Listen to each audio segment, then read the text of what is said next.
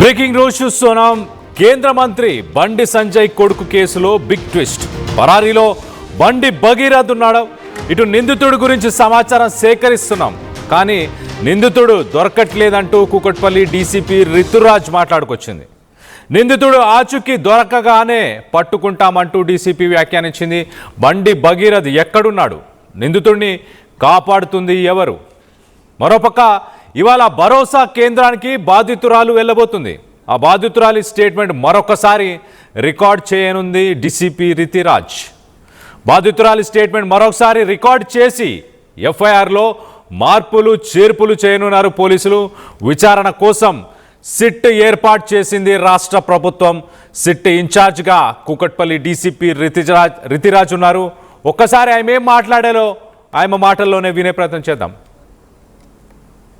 Police station లో ఒక FIR register అయింది 684/2026. ఈ రోజే నాకు ఆర్డర్స్ వచ్చింది ఈ కేస్ కి రిజిస్ట్రేషన్ కి సూపర్విజన్ చేయడానికి. అందుకే నేను ఈ రోజు పెద్బషీరాబాద్ పోలీస్ స్టేషన్ వచ్చాను.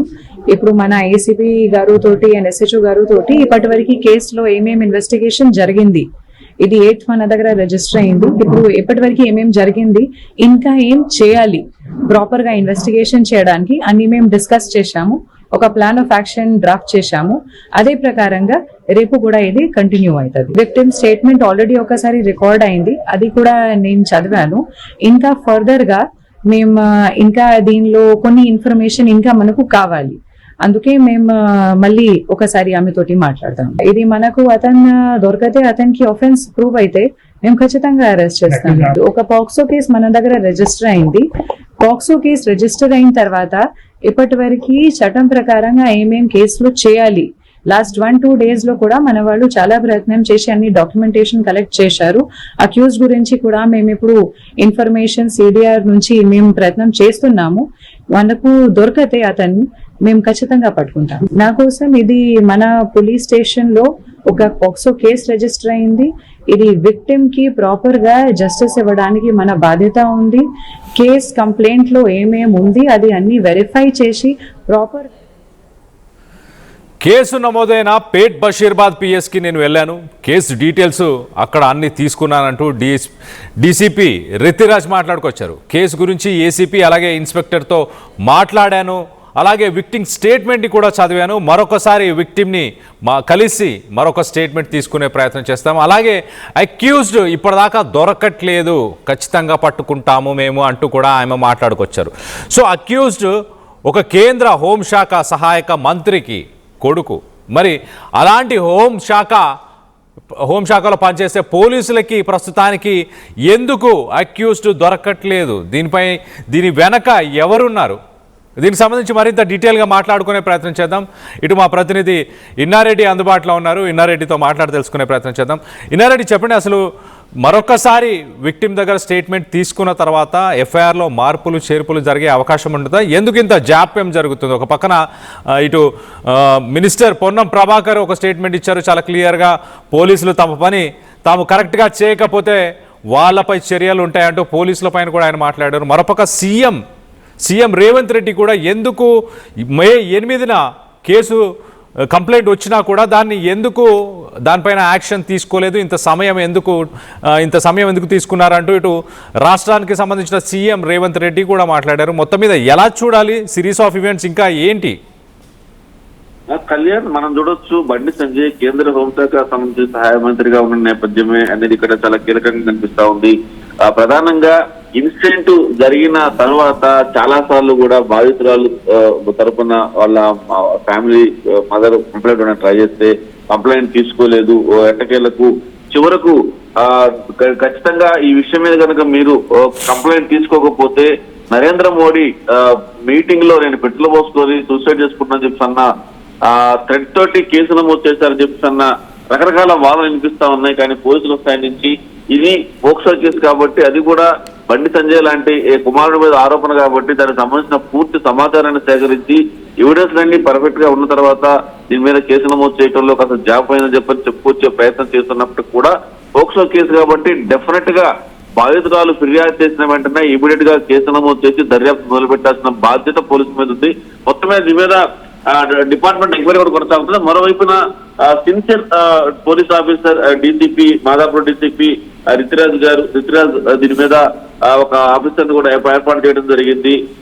ఆమె మాట్లాడుతున్న విషయాలు మనం చూస్తే చాలా కాన్ఫిడెంట్ గా త్వరలో పట్టుకుంటామని చెప్పడమే కాకుండా ఇక్కడ మరోసారి బాధితులను కూడా విచారించాల్సిన అవసరం ఉంది, త్వరలో భగీరథను కూడా పట్టుకుంటాము అని కూడా చెప్పడం జరుగుతా ఉంది. దీంట్లో మనం గమనించవచ్చు కళ్యాణ్, అంటే హోంశాఖ సహాయ మంత్రిగా ఉన్న బండి సంజయ్ ఉన్నాడు కాబట్టి ఏదో రకంగా ఇన్ఫ్లుయెన్స్ చేసే అవకాశం ఉంది కాబట్టి గవర్నమెంట్ అలాగనే డీజీపీ సివి ఆనంద్ కూడా చాలా ఈ విషయాన్ని చాలా కూలంకషంగా ఆలోచించి దీంట్లో సిన్సియర్ మహిళా ఐపీఎస్ ఆఫీసర్ దీంట్లో నియమించడం వెనుక ఖచ్చితంగా చాలా ముందస్తు వాళ్ళు ఆలోచన చేయడం జరిగింది. మహిళా విషయం కాబట్టి అంటే చాలా సెన్సిటివ్ గా ఉంటుంది. సో ఇది విషయం బయటకు వచ్చిన తర్వాత దీంట్లో ఏమైనా ఇబ్బందికరమైన దృశ్యాలు వీడియోలు బయటకు వచ్చినా కూడా ఆమె లైఫ్ కి ఇబ్బంది కలుగుతూ ఉంటుంది కాబట్టి అలాంటి విషయాలు కాకుండా మనం ఇంకో విషయం గమనించాలి కళ్యాణ్, దీంట్లో భగీరథకు సంబంధించిన వ్యవహారంలో కొంతమంది అనుచరులు లేకపోతే ఎవరో కానీ దీంట్లో అతని దేవుడు తప్పలేదు అని చెప్పేసి ఇద్దరు చాలా క్లోజ్ గా ఉన్న వీడియోలు సర్క్యులేట్ చేస్తా ఉన్నారు.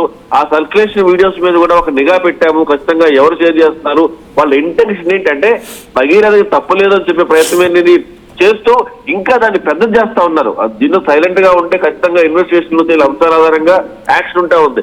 కానీ అలా కాకుండా సైలెంట్ గా ఉండకుండా ఈ సపోర్ట్ భగీరథ అని చెప్పేసి ఇమేజ్లు తయారు చేయడము, తర్వాత పోస్టర్లు తయారు చేయడము, అలాగనే ఇద్దరు చాలా క్లోజ్ గా ఉన్న వీడియోలను సర్క్యులేట్ చేసుకుని ఆ అమ్మాయిని ఇంకా ఇబ్బంది పెట్టే ప్రయత్నం చేస్తారనే విషయం కూడా రితిరాజ్ దృష్టికి వచ్చింది. ఈ విషయం మీద కూడా చాలా సీరియస్ గా ఆలోచించి సైబర్ క్రైమ్ పోలీసులు ఎవరు షేర్ చేస్తారో, ఎక్కడి నుంచి షేర్ అవుతా ఉన్నా, ఏ ఐపీ నుంచి షేర్ అవుతున్న విషయం మీద కూడా చాలా సీరియస్ గా ఉన్నారు. మొత్తం మీద ఈ కేసు విషయాలు మాత్రం గవర్నమెంట్ చాలా సీరియస్ గా ఉంది. సివి ఆనంద్ గారికి స్ట్రిక్ట్ ఇన్స్ట్రక్షన్ ఇచ్చారు, ఖచ్చితంగా భగీరథ అయితే అరెస్ట్ చేస్తారు. దీంట్లో మరోసారి విచారిస్తే ఇంకా చాలా విషయాలు బయటకు వస్తాయని దాని మీదనే ప్రస్తుతం ఇన్వెస్టిగేషన్ ఆఫీస్ దృష్టి సారిస్తూ తెలుస్తా ఉంది కళ్యాణ్. రైట్, ఇన్నారెడ్డి చాలా సర్ప్రైజింగ్ థింగ్ ఏంటంటే ఇక్కడ గతంలో మనం చూస్తే 1 సంవత్సరం కిందట మన రాష్ట్ర డీజీపీ సివి ఆనంద్ ఆయన దుబాయ్కి వెళ్ళారు, ఇంటర్నేషనల్ పోలీసు సమ్మిట్కి వెళ్ళారు. అక్కడ తెలంగాణ పోలీసులకు సంబంధించి ఒక అవార్డుని కూడా ఆయన రిసీవ్ చేసుకున్నారు, బెస్ట్ పోలీస్ ఇన్ ఇండియా అని చెప్పి దానికి ఒక కేటగిరీలో తీసుకున్నారు. సో అలాంటి పోలీసు మరి ఎందుకు ఇప్పుడు బండి భగీరథ్ ఎక్కడున్నాడో ఆ వివరాలని ఎందుకు పసిగట్టలేకపోతున్నారు? ఇది ఒక వైఫల్యం అనుకోవాలా, లేకపోతే దీని వెనక ఏదైనా కుట్ర దాగుంది అనుకోవాలా, ఏంటి?